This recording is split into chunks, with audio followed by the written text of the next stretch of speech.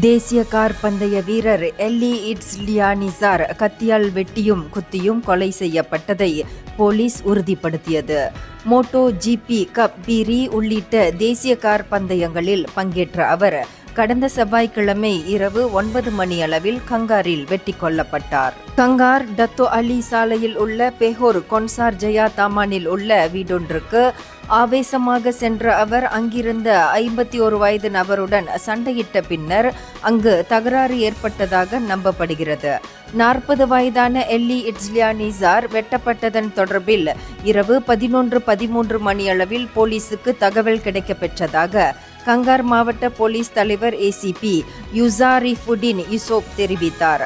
அந்த தாமானுக்கு நுழையும் சாலை முச்சந்தியில் 4 ஏற்பட்ட கைகலப்பில் அவர் தாக்கப்பட்டதாக முதற்கட்ட விசாரணையில் தெரியவந்துள்ளது. இந்தியர்களின் இதய குரல் மக்களோசை.